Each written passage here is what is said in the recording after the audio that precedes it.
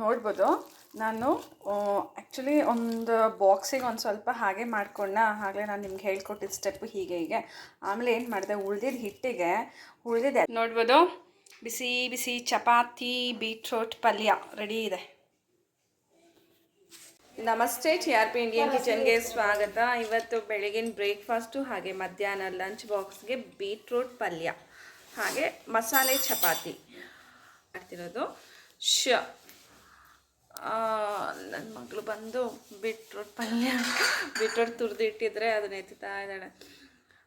ಇದು ನೋಡಿ, ಬೀಟ್ರೋಟ್ನೆಲ್ಲ ಈ ರೀತಿ ಸಿಪ್ಪೆ ಎಲ್ಲ ತೆಗೆದು ಎತ್ತಿಟ್ಕೊಂಡಿದ್ವಿ. ಈಗ ತುರಿತಾ ಇರೋದು ತುರಿದು ಈ ಥರ ತುರ್ಕೊಂಡು ಮಾಡಿದ್ರೆ ಸಕ್ಕತ್ತಾಗಿರುತ್ತೆ. ಸೊ ನಾನು ಇನ್ನೂ ಉಳಿದಿದ್ದಂಥ ಈ ಒಂದು 3 ಬೀಟ್ರೋಟ್ನ ಹಾಗೆ ಇನ್ನೊಂದು 4 ಇದೆಯಲ್ಲ, ಇದನ್ನ ತುರ್ಕೊಂಡ್ಬಿಡ್ತೀನಿ. ಈಗ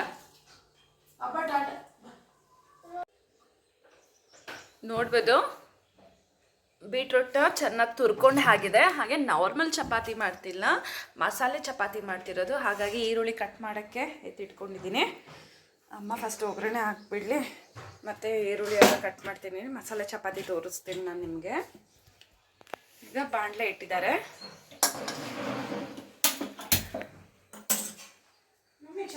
ಚಲ್ತಾ ಇದೆಯಾ ಬಟ್ಟೆ ಕೊಡೋದು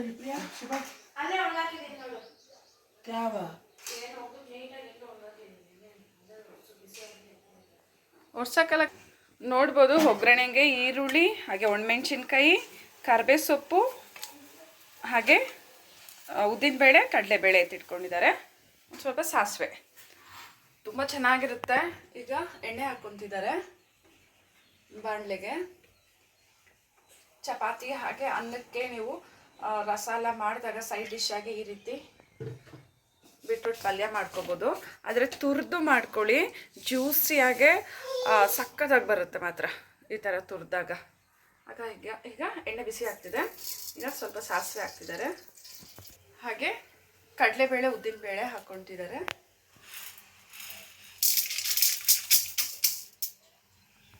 ಹಾಗೆ ತುಂಬಾ ಕಪ್ಪು ಮಾಡಬೇಡಿ. ಈಗ ಈರುಳ್ಳಿ ಹಾಕ್ಕೊಂಡ್ಬಿಡೋಣ. ತುಂಬ ಕಪ್ಪಾದರೆ ಚೆನ್ನಾಗಿರೋದಿಲ್ಲ ಕಡಲೆಬೇಳೆ ಉದ್ದಿನಬೇಳೆ ಎಲ್ಲ. ಹಾಗಾಗಿ ಇನ್ನೇನು ಹಾಕಿ ಒಂದು 2 ಸುತ್ತು ಈ ರೀತಿ ಎಣ್ಣೆನಲ್ಲಿ ಸ್ಪೂನಲ್ಲಿ ಸುತ್ತುತ್ತಾ ಈರುಳ್ಳಿ ಹಾಕ್ಕೊಬಿಡೋಣ. ಕರಿಬೇವು ಸೊಪ್ಪು, ಕರಿಬೇವು ಸೊಪ್ಪು, ಒಣಮೆಣಸಿನಕಾಯಿ ಒಟ್ಟಿಗೆ ಹಾಕ್ತಾ ಇದ್ದೀವಿ. ಓಕೆ.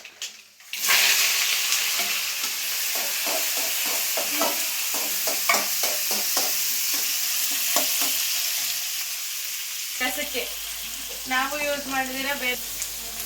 ಈರುಳ್ಳಿ ನೋಡಿ ಫ್ರೈ ಆಗ್ತಿದೆ, ತುಂಬ ಫ್ರೈ ಆಗಬೇಕಂತ ಏನಿಲ್ಲ. ಈಗ ಸ್ವಲ್ಪ ಅರಿಶಿನ ಪುಡಿ ಹಾಕ್ಬಿಡೋಣ. ಹಾಗೆ ಈಗ ತುರಿದು ಎತ್ತಿಟ್ಕೊಂಡಿರೋ ಅಂತ ಸ್ವಲ್ಪ ಮೆಣಸಿನ ಪುಡಿ ಹಾಕ್ತಿದ್ದಾರೆ ಅಮ್ಮ. ಖಾರಕ್ಕೆ ಎಷ್ಟು ಬೇಕೋ ಅಷ್ಟು ನೋಡಿ ಹಾಕೊಳ್ಳಿ.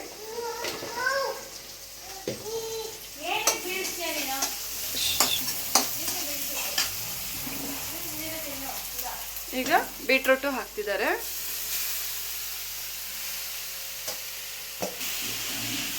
ಈಗ ನೋಡ್ಬೋದು ಚೆನ್ನಾಗಿ ಮಿಕ್ಸ್ ಮಾಡ್ಕೊತಿದ್ದಾರೆ. ಈಗ ಜಾಸ್ತಿ ನೀರೇನು ಹಾಕೋದು ಬೇಡ ಇದು ಬೇಯಿಸೋದಕ್ಕೆ, ಹಬೆಗೆ ಚೆನ್ನಾಗಿ ಬೆಂದು ಹೋಗುತ್ತೆ.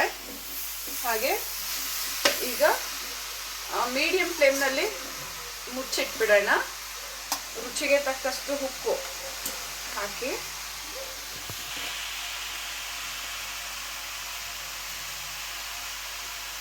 ಉಪ್ಪು ಹಾಕ್ಕೊಂಡು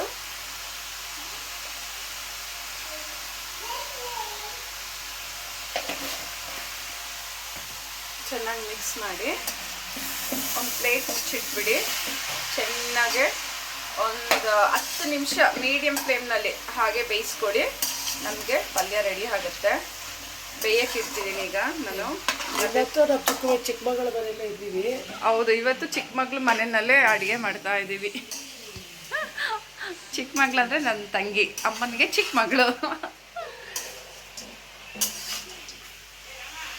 5 ಇಡ್ಲಿ ಮುಚ್ಚಿ ಎಲ್ಲಿಟ್ಟಿದ್ಯಾ? ಕೆಳಗಡೆ ಇದೆ.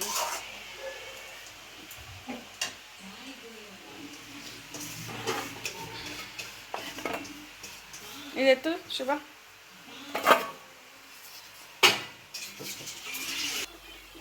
ನೋಡ್ಬೋದು ಈಗ ಒಂದು ಲಿಡ್ ನೀರು ಹಾಕಿಲ್ಲ, ನೀರೇನು ಹಾಕಿಲ್ಲ, ಹಾಂ ಹಾಗೆ ಬಿಡ್ತಾ ಇದ್ದೀವಿ. ಓಕೆ ಹಂಗೆ ಕಮ್ಮಿ ನೀರಲ್ಲಿ ಹಾಂ ಇದಾದ್ರೆ ಸಾಕು. ಈಗ ಇದಾಯ್ತು. ಇವಾಗ ಚಪಾತಿ ರೊಟ್ಟಿ ರೆಡಿ ಮಾಡ್ಕೊ. ಹಾಂ ಹಾಂ ಸ್ವಲ್ಪ ಕೆಳಗಡೆ ಹೋಗಿ ಬರ್ತೀನಿ. Okay okay. ನಾನು ಚಪಾತಿಗೆ ರೆಡಿ ಮಾಡ್ತೀನಿ. ಚಪಾತಿಗೆ ಈರುಳ್ಳಿ ಎಲ್ಲ ಕುಯ್ತೀನಿ. ಈಗ ಬರುವಾಗ ಒಂದು ಸ್ವಲ್ಪ ಅಲ್ಲಿಂದ ಕೊತ್ತಂಬರಿ ಸೊಪ್ಪು ಮಾತ್ರ ತಂದುಬಿಡು. ನೋಡ್ಬೋದು ಈಗ ಲಿಡ್ ಓಪನ್ ಮಾಡ್ತಿದ್ದೀನಿ ನೋಡಿ. ಸೂಪರಾಗಿ ಪಲ್ಯ ರೆಡಿ ಆಗಿದೆ. ಇದೊಂದು 10 ನಿಮಿಷ ನೀವು ಕಡಿಮೆ ಫ್ಲೇಮ್ನಲ್ಲಿಟ್ಟು ನೀವು ಲಿಡ್ ಕ್ಲೋಸ್ ಮಾಡಿದ್ರೆ ಸಾಕು. ಹಬೆಗೇನೆ ಚೆನ್ನಾಗಿ ಬೆಂದು ಹೋಗ್ಬಿಡುತ್ತೆ ಪಲ್ಯ. ನೋಡಿ ಮೇಲೆ ಕೆಳಗಡೆ ಮಾಡ್ತಿದ್ದೀನಿ. ಒಂದು ಸ್ವಲ್ಪನೂ ತಳ ಇಡ್ದಿರಲ್ಲ, ನೀರಿನ ಅಂಶ ಇರುತ್ತಲ್ಲ, ಹಾಗಾಗಿ ಆ ನೀರಿನ ಅಂಶದಲ್ಲೇ ನಮಗೆ ಬೀಟ್ರೂಟ್ ಪಲ್ಯ ಆಗೋಗುತ್ತೆ. ನೀರು ಹಾಕೋದು ಬೇಕಾಗೋದಿಲ್ಲ. ನೋಡಿ ಬೀಟ್ರೂಟ್ ಪಲ್ಯ ರೆಡಿ ಆಗಿದೆ ಈಗ. ಸೊ ಸಿಂಪಲಾಗಿ ಬೀಟ್ರೂಟ್ ಪಲ್ಯ ಆಗೋಯ್ತು. ಈಗ ಸ್ಟವ್ ಆಫ್ ಮಾಡ್ತಾ ಇದ್ದೀನಿ. ಈಗ ಮಸಾಲೆ ಚಪಾತಿಗೆ ಮಸಾಲೆನ ರೆಡಿ ಮಾಡ್ಕೊಂಬಿಡೋಣ. ಓಕೆನಾ? ಈರುಳ್ಳಿ, ಹಾಗೆ ಸ್ವಲ್ಪ ಕ್ಯಾರೆಟು, ಕೊತ್ತಂಬರಿ ಸೊಪ್ಪು, ಹಾಗೆ ಸ್ಪ್ರಿಂಗ್ ಆನಿಯನ್ಸು ಸ್ವಲ್ಪ, ಹಾಗೆ ಇದು ಏನು ಬೀಟ್ರೂಟು ಒಂದು ಚಿಕ್ಕ ಇಡಿ ಆಗುವಷ್ಟು, ಜಾಸ್ತಿ ಬೇಡ, ಸ್ವಲ್ಪ ಅಷ್ಟೇ ಕಲರ್ಗೋಸ್ಕರ. ಈಗ ಇದಕ್ಕೆ ಸ್ವಲ್ಪ ಗೋಧಿ ಹಿಟ್ಟನ್ನ ಈ ರೀತಿ ಸ್ಪ್ರಿಂಕಲ್ ಮಾಡ್ತಾ ಇದ್ದೀನಿ. ಆಗ ಅಂಟೋದಿಲ್ಲ, ಒಂದಕ್ಕೊಂದು ಅಂಟೋದಿಲ್ಲ, ಅದಕ್ಕೋಸ್ಕರ ಹಾಗೆ ಮಾಡಿದೆ. ಓಕೆನಾ? ಈಗ ರುಚಿಗೆ ತಕ್ಕಷ್ಟು ಉಪ್ಪು ಸಾಕು ಸಾಕು, ಹಾಗೆ ಸ್ವಲ್ಪ ಗರಂ ಮಸಾಲೆ,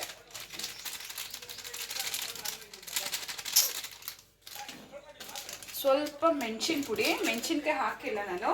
ಮೆಣಸಿನ್ಕಾಯಿ ಏನಕ್ಕೆ ಹಾಕಿಲ್ಲ ಅಂದರೆ ಉಜ್ಜುವಾಗ ಅಲ್ಲಲ್ಲಿ ಸಿಗುತ್ತಲ್ಲ, ಹಾಗಾಗಿ ಸ್ವಲ್ಪ ಮೆಣಸಿನ ಪುಡಿ ಇಷ್ಟು ಹಾಕಿ ಚೆನ್ನಾಗೆ ಮಿಕ್ಸ್ ಮಾಡ್ಕೊಂಬಿಡೋಣ.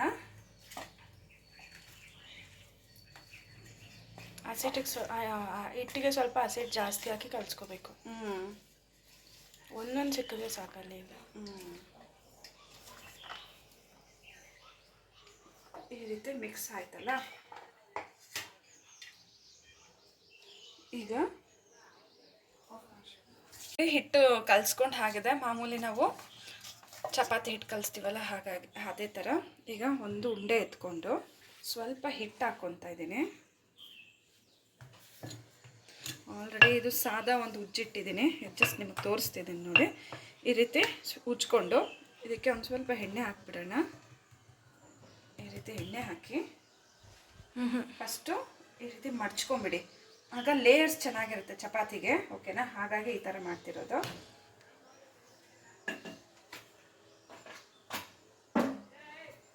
ಈಗ ಜಸ್ಟ್ ಇದು ಸ್ವಲ್ಪ ಉಜ್ಜೋಣ. ಇಷ್ಟು ಉಜ್ಜಿ ಈ ರೀತಿ ರೌಂಡ್ ಮಾಡ್ಕೊಂಬಿಡಿ. ಮಾಡಿಕೊಂಡು ಹಂಗೆ ಇರ್ತದಲ್ಲ, ಎತ್ತಿ ಒಂದು ಸ್ವಲ್ಪ ಹಿಂಗಿಸ್ಬಿಡಿ. ಈಗ ನಾವು ಕಲಸಿ ಎತ್ತಿಟ್ಕೊಂಡಿರೋಂಥ ಮಸಾಲೆ ಇದೆಯಲ್ಲ, ಜಸ್ಟ್ ಒಂದು ಸ್ವಲ್ಪ ಸ್ಪ್ರಿಂಕಲ್ ಮಾಡಿ ಅಷ್ಟೇ. ಹಸಿಟ್ಟಲ್ಲಿ ಡಿಪ್ ಮಾಡಿ. ಈಗ ಹಸಿಟ್ಟು ಜಾಸ್ತಿ ಹಾಕಬೇಕು, ಒಂದು ಸ್ವಲ್ಪ ಹಸಿಟ್ಟು ಜಾಸ್ತಿ ಹಾಕಬೇಕು. ಹಾಕಿ ತಿರುಗಿಸ್ಬಿಟ್ಟು ಉಜ್ಜು. ಈಗ ಈ ರೀತಿ ಟರ್ನ್ ಮಾಡಿಕೊಂಡು ಎಣ್ಣೆಲಿ ಹೋಗ್ತಿದೆ, ಪರವಾಗಿಲ್ಲ. ಸ್ವಲ್ಪ ಎಣ್ಣೆನೂ ಬೇಕಿದ್ರೆ ನೀವು ಈ ರೀತಿ ಹಾಕ್ಕೊಳ್ಬೋದು, ಆಗ ಅಂಟೋದಿಲ್ಲ. ಈಗ ಒಂದು ಸ್ವಲ್ಪ ಕಷ್ಟ ಆಗುತ್ತೆ, ಬಟ್ ಚೆನ್ನಾಗಿ ಬರುತ್ತೆ. ಚೆನ್ನಾಗಿ ನೋಡಿ ಉಜ್ಜಬೇಕು ಈ ರೀತಿ ನೋಡಿ.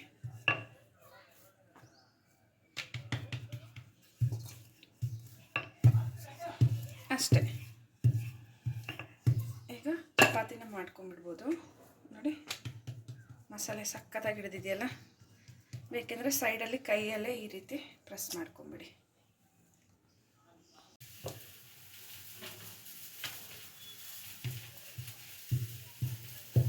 ಈ ರೀತಿ ಎಲ್ಲನೂ ನಾವು ತೀಟ್ಕೊಂಬಿಡೋಣ ಚಪಾತಿನ. ಮತ್ತು ಚಪಾತಿ ಮಾಡೋಕ್ಕೆ ಈಸಿ ನೋಡಿ. ಮಸಾಲೆ ಎಷ್ಟು ಚೆನ್ನಾಗಿ ಹಿಡಿದಿದೆ ಅಂತ ಹೇಳಿ ನೋಡ್ಬೋದು.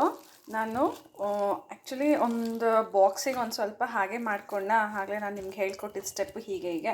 ಆಮೇಲೆ ಏನು ಮಾಡಿದೆ, ಉಳ್ದಿದ್ದ ಹಿಟ್ಟಿಗೆ ಉಳ್ದಿದ್ದ ಎಲ್ಲ ಮಸಾಲೆನ ಈ ರೀತಿ ಹಾಕಿ ಚೆನ್ನಾಗಿ ಮಿಕ್ಸ್ ಮಾಡ್ಕೊಂಬಿಟ್ಟೆ. ಹಿಟ್ಟು ಫಸ್ಟೇ ಕಲಸಿ ಇಟ್ಕೊಂಡಿದ್ನಲ್ಲ, ಅದೇ ಹಿಟ್ಟಿಗೆ ಏನು ಮಾಡಿದೆ, ಉಳ್ದಿತ್ತಲ್ಲ ನಮಗಿದು ಈರುಳ್ಳಿ ಮಸಾಲೆ, ಅದೆಲ್ಲ ಅದ್ರ ಮೇಲೆ ಹಾಕಿ ಇವಾಗ ನೋಡಿ ಹೆಂಗೆ ಅಂಟ್ಕೊಂಡಿದೆ ಅಂತ ಹೇಳಿಬಿಟ್ಟು ಈಗ ನಾವು ಇದನ್ನೇ ಉಂಡೆ ಹಿಡ್ದು ನಾವು ಮಾಡ್ಕೋಬೋದು. ಏನಂದರೆ ನಿಮ್ಮ ಟ್ಯಾಲೆಂಟು, ಓಕೆನಾ. ನೀವು ಬೇಕಿದ್ರೆ ನಾನು ಆಗಲೇ ಮೊದಲು ತೋರಿಸಿದ್ನಲ್ಲ ಅದೇ ಥರ ಉಂಡೆ ಹಿಡ್ಕೊಂಡು ಅದ್ರ ಮೇಲೆ ನೀವು ಹಾಕಿ ಮಾಡ್ಬೋದು, ಅಥವಾ ಎಲ್ಲ ಈ ರೀತಿ ಹಾಕ್ಕೊಂಡು ಈ ರೀತಿ ಉಂಡೆ ಹಿಡ್ದು ಚಪಾತಿ ಮಾಡ್ಕೋಬೋದು. ಓಕೆ, ಸೊ ಒಂದೆರಡು ಥರ ನಾನು ನಿಮಗೆ ತೋರಿಸ್ಕೊಟ್ಟಿದ್ದೀನಿ. ನಿಮಗೆ ಯಾವುದು ಈಸಿ ಅನಿಸುತ್ತೆ ಆ ರೀತಿ ನೀವು ಮಾಡ್ಕೊಳ್ಳಿ. ಓಕೆ, ಆದರೆ ಈ ರೀತಿ ಮಸಾಲೆ ಚಪಾತಿ ತುಂಬಾ ಚೆನ್ನಾಗಿರುತ್ತೆ. ಈರುಳ್ಳಿ ಸಿಗ್ತಾ ಇರುತ್ತೆ ಚಪಾತಿನಲ್ಲಿ, ತುಂಬಾ ಈಸಿಯಾಗಿ ಮಾಡ್ಕೋಬೋದು. ನೋಡಿ, ಎಲ್ಲ ಕಡೆ ಈರುಳ್ಳಿ ಚೆನ್ನಾಗಿ ಸ್ಪ್ರೆಡ್ ಆಗಿದೆ. ಓಕೆ, ಸೊ ಇದೊಂದು ಸ್ಟೆಪ್ಪು. ಸೊ ನಿಮ್ಗೆ ಯಾವುದು ಈಸಿ ಅನಿಸುತ್ತೆ ಆ ರೀತಿ ಮಾಡಿ. ನೋಡ್ಬೋದು ಎಲ್ಲ ಉಂಡೆ ಹಿಡ್ದು ಇಟ್ಟಿದ್ದೀನಿ. ಉಂಡೆ ಹಿಡ್ದಾದ್ಮೇಲೆ ಏನು ಮಾಡಿ, ಒಂದು ಸ್ವಲ್ಪ ಹಿಟ್ಟನ್ನು ಈ ರೀತಿ ಸ್ಪ್ರಿಂಕಲ್ ಮಾಡಿಬಿಡಿ, ಯಾಕಂದರೆ ಕೈಗೆ ಅಂಟುತ್ತಲ್ಲ, ಹಾಗಾಗಿ ನೋಡಿ ಈಗ ಚಪಾತಿ ಥರ ಉಜ್ಜಕ್ಕೂ ನಿಮಗೆ ಆರಾಮಿರುತ್ತೆ. ಓಕೆನಾ, ಈಗ ಮಾಮೂಲಿ ಉಜ್ಕೊಂಡು ನೀವು ಚಪಾತಿ ಮಾಡ್ಕೋಬೋದು.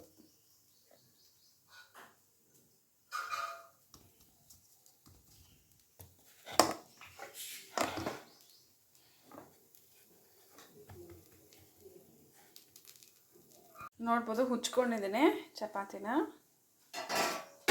ಇದೇ ರೀತಿ ಎಲ್ಲ ಚಪಾತಿನೂ ನೀವು ಮಾಡ್ಕೋಬೋದು. ನಿಮಗೆ ಯಾವ ಮೆಥಡ್ ಈಸಿ ಅನಿಸುತ್ತಲ್ಲ ಅದೇ ರೀತಿ ಮಾಡಿಕೊಡಿ.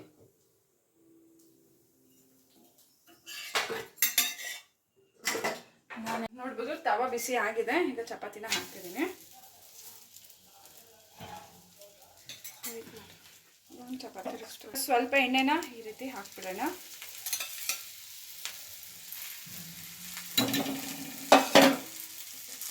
ಹಾಕಿದ ತಕ್ಷಣ ತಿರುಗ್ಸಕ್ಕೆ ಹೋಗಬೇಡಿ, ಓಕೆನಾ. ಜಸ್ಟ್ ಒಂದು ಸೆಕೆಂಡ್, ಒಂದೆರಡು ಸೆಕೆಂಡ್ ಅದು ಬೇಯಲಿ. ನೋಡಿ ಇವಾಗ ತಿರುಗಿಸಿದ್ದೀನಿ.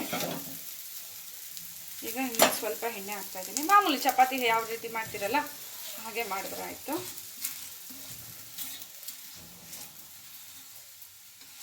ಈಗ ಕೆಳಗಡೆನೂ ಬೆಂದಿರುತ್ತೆ ನೋಡಿ. ಸೂಪರಾಗಿರುವಂಥ ಚಪಾತಿ ರೆಡಿ ಆಯಿತು, ಮಸಾಲೆ ಚಪಾತಿ. ಹಾಗೆ ನೀವು ಟ್ರೈ ಮಾಡಿ, ಹೇಗೆ ಬಂತಂತ ಹೇಳಿ ಕಮೆಂಟ್ ಮಾಡೋದನ್ನ ಮರಿಬೇಡಿ. ಹಾಗೆ ಇನ್ನೂ ಹೊಸ ಹೊಸ ಈಸಿ ರೆಸಿಪೀಸ್ಗಾಗಿ ಈಗಲೇ ಚಾನಲ್ನ ಸಬ್ಸ್ಕ್ರೈಬ್ ಮಾಡ್ಕೊಬಿಡಿ. ಥ್ಯಾಂಕ್ ಯು, ಬಾಯ್. ನೋಡ್ಬೋದು ಎಲ್ಲ ಚಪಾತಿಗಳನ್ನ ಮಾಡ್ಕೊತಾ ಇದ್ದೀನಿ. ಇಲ್ಲೊಂದು ಚಪಾತಿ ರೆಡಿ ಇದೆ, ಮಸಾಲೆ ಚಪಾತಿ. ಹಾಗೆ ಹಾಟ್ ಬಾಕ್ಸ್ನಲ್ಲಿ ನೋಡ್ಬೋದು ಫುಲ್ಲು ಲೋಡ್ ಮಾಡಿ ಇಟ್ಟಿದ್ದೀನಿ.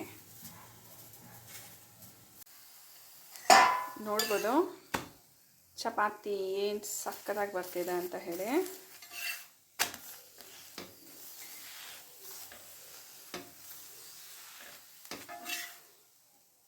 ನೋಡ್ಬೋದು ಬಿಸಿ ಬಿಸಿ ಚಪಾತಿ ಬೀಟ್ರೋಟ್ ಪಲ್ಯ ರೆಡಿ ಇದೆ.